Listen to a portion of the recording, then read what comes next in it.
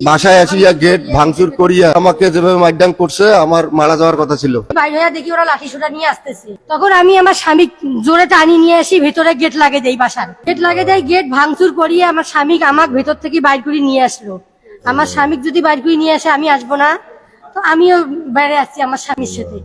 আমার স্বামী ওরা 4 জনে মারতেছে, কাউকে দুলালের ছেলে আবুলের ছেলে, আবুলের নাতি, গোলাপের বউ, আবুলের বউ, আরো অনেকে আছে, ওদের নাম বলতে পারবো না। কিন্তু মন্ত্রীর কাছে আমার আকুল আবেদন, আমি এটার সুবিচার চাই। আমার স্বামী একজন বিএমপি কর্মী, বিএমপি কর্মী, কিন্তু আমি মন্ত্রীর কাছে আকুল আবেদন করতেছি যে আমার স্বামীর এটা আমি সুস্থ বিচার চাই। আমার স্বামী এভাবে যেভাবে মারছে, আমার 3টে সন্তান আছে, আমার এই বাচ্চাদেরকে কে দেখবে? আমি চাই এভাবে বারবার মারে আমার স্বামীকে, কোনো বাড়ির কাজ করতে দেয় না, কোনো কিছু করতে দেয় না। আমি মন্ত্রীর কাছে তার সুবিচার চাই।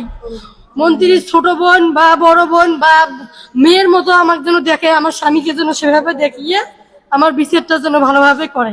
আর আমার কোনো বলার নেই। আমি মোহাম্মদ আশরাফুল ইসলাম বাবু, আমি হাড়িভাঙ্গা আমার বাসা। আমি বিএনপির একজন ত্যাগী কর্মী।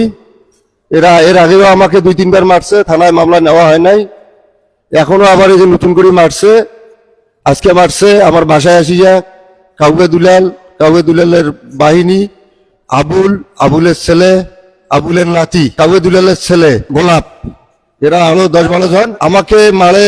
আবুলের কাছে আমরা জমি পাই এবং ওরা যে কার্যকলাপ কাউকে দুলাল করে, সব গ্রামের সমস্ত ঘুষ আর সুদ, মানুষের নির্যাতন, বহু মন্ত্রী ওনার কাছে বিচার করছে, কোনো বিচারে কাজে লাগে নাই। মন্ত্রী ওনার কাউকে দুলালের সাইনবোর্ড সহকারে লাগে দিতে বলছে, অবৈধ কাউয়া, তারপরে লাগে দেয় নাই। আমাকে লাগছে, আমি কাউয়া আবুলের কাছে জমি পাই, আমাকে ওরা বলতে গেছি, এই কারণে ওরা আমাকে এইভাবে মাইরা। এর আগে মারছে আমাকে সকাল 10টার সময়। ওরা বাসায় আসিয়া গেট ভাঙচুর করিয়া আমাকে যেভাবে মাইডাং করছে আমার মারা যাওয়ার কথা ছিল।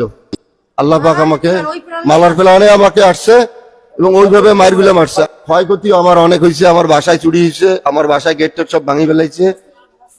আমার পেছনে মায়ের, আমি কথা বলতে পারি না, পেছনে কথা বললে আমার টাইম ধরে। এপাশে এটা আমি হাত লড়াইতে পারি না, এটা হাত আমার ভাঙি গেছে। আমার পা লড়াইতে পারি না, আমার পা ভাঙি গেছে। থানায় অভিযোগ করছি, ওনারা অভিযোগ নেয় নাই। থানারা বলছে যে রুগী সুস্থ হোক, আসুক, তারপরে আমরা বাসায় আসুক, তারপরে আমরা দেখবো। আমি চাচ্ছি এদের দৃষ্টান্ত শাস্তি। এরা শিষ্টাচারিতায় পরিপূর্ণ, এরা সব সময় সীমা লঙ্ঘন করে চলে। এই কাউকে দুলাল ঘুষ দুর্নীতি আমার কাছে অনেক চাইছে, আমি রাজি না হওয়াতে আমার ডাং এগুলা হইতেছে। আমি